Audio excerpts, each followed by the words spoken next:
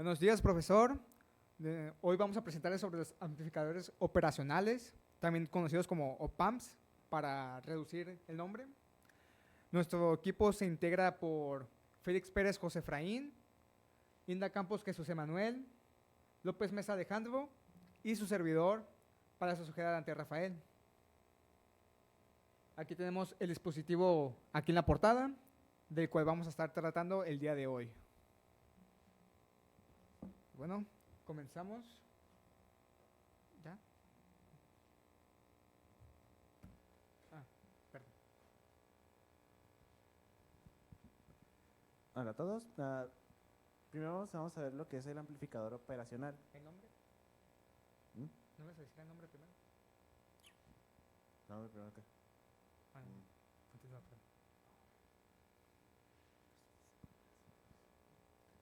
perdón. Un amplificador es un circuito que recibe una señal de entrada y produce una versión más grande de lo que de la señal, pero no causa una distorsión de la señal recibida en su salida. Está compuesto por un circuito electrónico que tiene dos entradas y una salida. Como se puede observar aquí, en este diagrama, tiene las dos entradas, una salida.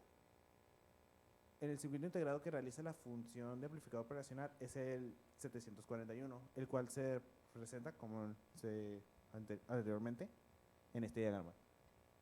La curva característica, como se puede observar, aquí está la ganancia. Digamos que el eje Y es la ganancia de dB y el eje X son las frecuencias. Como se puede observar, inicia aquí en 120 la ganancia y va como en tipo de picada.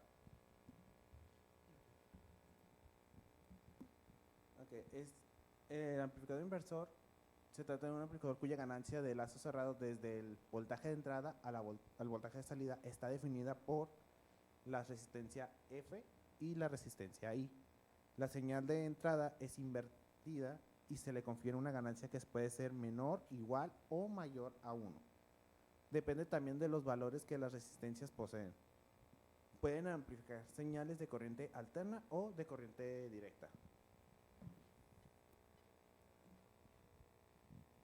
Aquí se puede ver una situación, un ejemplo, donde aquí con el amplificador inversor queremos averiguar la ganancia y el voltaje de salida. Aquí nuestra resistencia F está clasificada como 40 kilo ohms, nuestra resistencia RF de 2 kilos y nuestro voltaje de entrada es de 10 microvolts. Para calcular la ganancia solo se aplica la operación de menos la resistencia F sobre la resistencia NI, que sería 2 kilos, menos 40 kilo ohms sobre 2 kilos, es igual a menos 20. Y pues el voltaje de salida es igual al voltaje de entrada multiplicado por la ganancia. En este caso, 10 microvolts por 20 negativo igual a 200 microvolts. Negativos. Sí, desapareció la línea. Aquí, el amplificador no inversor, en este es el caso en que la tensión de entrada, que el voltaje de entrada, está en fase con la de la salida, que es el voltaje de salida. Esta tensión de salida genera una corriente a través de R2 hacia el terminal inversor. A su vez, a través de R1 se genera una corriente hacia el mismo terminal, pero de signo contrario, por lo que ambas corrientes se anulan, reflejando en la salida la tensión de entrada amplificada. A diferencia del amplificador inversor, el no inversor no altera la fase de entrada. Nuevamente se puede ver lo que es un ejemplo del no inversor. Aquí pues se calcula lo que es el BS, que es igual el BS prima, ¿no? El BS prima es la entrada de ambas, son dos señales. Que se multiplica el voltaje S sobre los 20 kilo ohms multiplicado por 20 kilo ohms sobre los 20 kilo ohms más los 5. Ajá. Y te da pues como resultado 0.8 BS, ¿Qué seguía? Todo este procedimiento es necesario pues para sacar lo que es la ganancia. Igual se hace el mismo proceso, pero para B2, que está aquí. Es el voltaje 0 que multiplica RL sobre RL más 4 kilo. Para este caso, pues, el RL va a ser 4 kilo. Hacer las sustituciones, te da el resultado de 1/2 de voltaje 0. Y aquí aplicando todas las sustituciones para la ganancia y te da 3.2 de ganancia. Ahorita en este momento le paso el micrófono a mi compañero Manuel para la continuación. Pues el amplificador sumador inversor combina varias entradas y produce una salida que es la suma de estas entradas. Las señales de voltaje de entrada se aplican a la terminal del inversor. La señal de salida será la suma de las señales de entrada, invertidas y amplificadas. Esta salida se invierte, como ahí podemos ver las entradas y la salida. Y aquí tenemos una operación hecha para este amplificador, donde tenemos que el voltaje de salida es igual a RF por la suma de los voltajes, que nos da, en este caso, un resultado de menos 6.3 volts. Y ahora, en el caso del no inversor, es un circuito eléctrico el cual tiene la capacidad de sumar 2 o más señales de entrada, cuyo valor es la suma de la suma es entregado a la salida del circuito. Como tenemos, es un circuito algo parecido, pero tenemos las dos entradas en el positivo y la salida sigue siendo igual. Y el amplificador restador es una configuración del amplificador operacional con la cual obtendremos la resta de 2 voltajes de entrada amplificados o atenuados. Esta configuración tiene como característica un arreglo de resistencias y un voltaje conectados a la entrada no inversora del amplificador operacional. Y la entrada inversora, un voltaje y un arreglo de resistencias, además de una suma de una retroalimentación del voltaje de salida. Aquí tenemos las aplicaciones y características del amplificador. Las aplicaciones pueden ser como la medición de señales, diferenciales, eliminación de ruidos, amplificaciones de señales en sistemas de adquisiciones de datos y en circuitos de control y procesamiento de señales. Las características pueden ser el rechazo del módulo común, impedancia de entrada alta, linealidad y que se utiliza casi siempre 4 resistencias.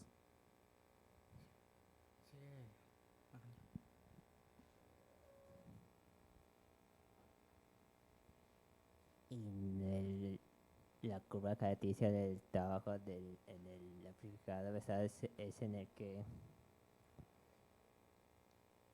en el voltaje de D sale cuando sale en la serie del voltaje 1 y el voltaje de D menos el D por ISS sale por en el voltaje de salida 2. En este ejemplo se trata de buscar voltaje de salida y primero se halla el voltaje R2, que es primero sumando uno más el FB entre R2, que todo eso se multiplica por el voltaje T, que es en el voltaje, y luego esta es 15.976 voltios, y el voltaje de salida es sumando los voltajes de los dos, la que sacamos anteriormente y el menos 10, que da como resultado 5.996. Luego el amplificador comparado, el dispositivo trabaja con su máxima ganancia posible, es decir, el voltaje diferencial de entrada será amplificado de tal manera de que la tensión de salida será la máxima posible. En otras palabras, la salida siempre será igual a un voltaje de alimentación, el voltaje CC, o menos voltaje CC, dependiendo de cuál sea el voltaje de entrada mayor, voltaje de entrada 1 o voltaje de entrada 2. De esa manera comparará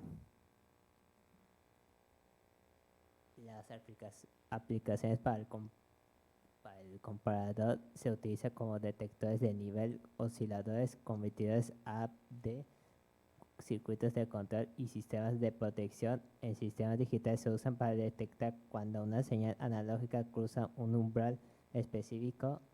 Sus características son de que hacen comparación de voltajes, tienen una salida digital, hay histeresis, alta impedancia de entrada, baja impedancia de salida, tiene un voltaje de offset de entrada.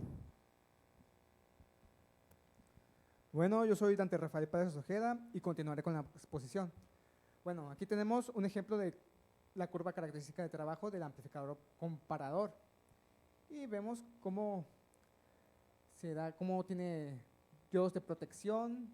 Este es el caso de un comparador no inversor. Tenemos como voltaje de referencia que es 1 voltio, mientras que se está entrando otro voltaje, un voltaje de entrada. ¿Qué va a pasar aquí? Cuando este voltaje de entrada esté superando al voltaje de referencia, se va a dar una señal digital negativa, mientras que no se esté superando, se va a dar positiva. Vamos con el ejemplo de este. Vemos que aquí tenemos la fórmula del voltaje, que es, aquí se está dando, es simplemente una divisor de voltaje. Vemos que queremos sacar el voltaje en R2 y este es el que se nos está proveyendo y nos da 6 voltaje, 6 voltios, perdón, de voltaje. Este es la voltaje de entrada, vemos que es mayor que el voltaje de entrada es mayor a 6, dado que aquí es lo que está entrando y esta es la que se va a tomar de referencia, este es el valor de referencia que se está dando aquí. Y mientras esté cumpliendo el voltaje, mientras esté cumpliendo esta condición de que el voltaje de entrada sea mayor al 6, entonces va a dar un voltaje positivo. De contrario, caso contrario, se va a dar negativo en este circuito. Por tanto, el LED, aquí la pregunta es, ¿en qué condición el LED va a prender? Va a ser cuando el voltaje de entrada sea mayor, ya que va a estar saturado.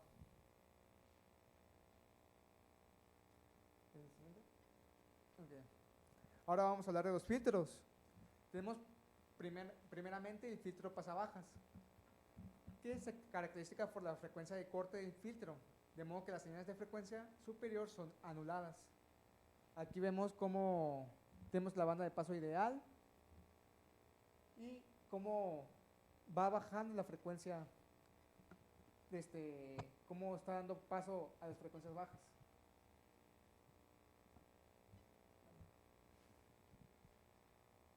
Aquí nos pregunta del circuito mostrado, ¿cuál es la frecuencia de corte y su ganancia?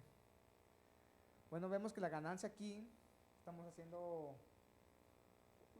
utilizando PAMs. Vamos a un paréntesis, para los filtros también se utilizan PAMs. Aquí tenemos la fórmula del filtro, que es 1 entre 2 por pi por la resistencia, por el capacitor, por la capacitancia, perdón. Aquí tenemos que la low PAM nos está dando una ganancia de 5. Eso ya es otro tema aparte que se mencionó en las anteriores diapositivas. Vemos y sacamos que la frecuencia de corte son 159 Hz por la fórmula que sacamos acá.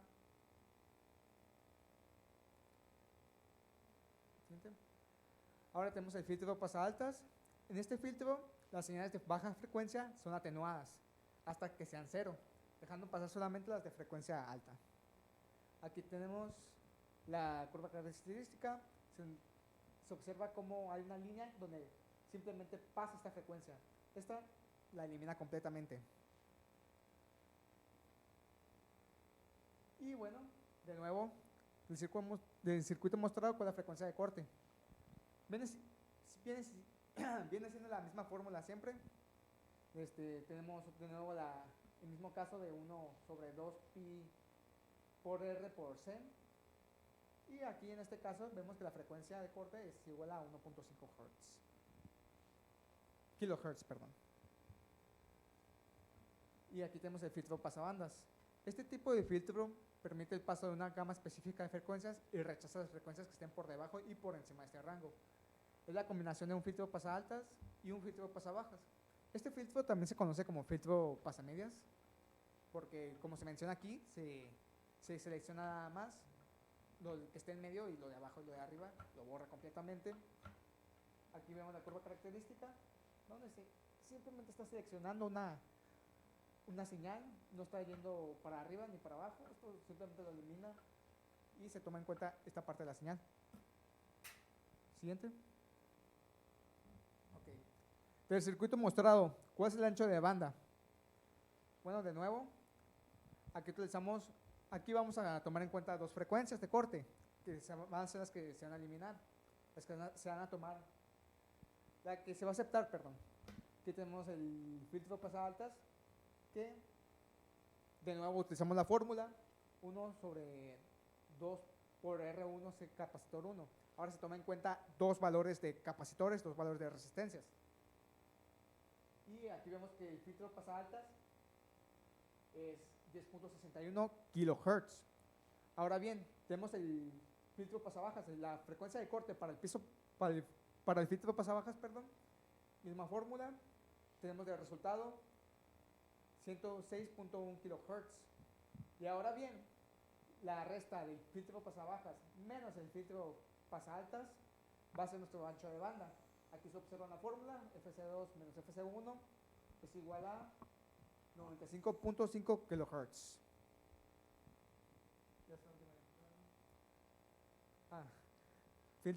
Ahora tenemos el filtro rechazabandas.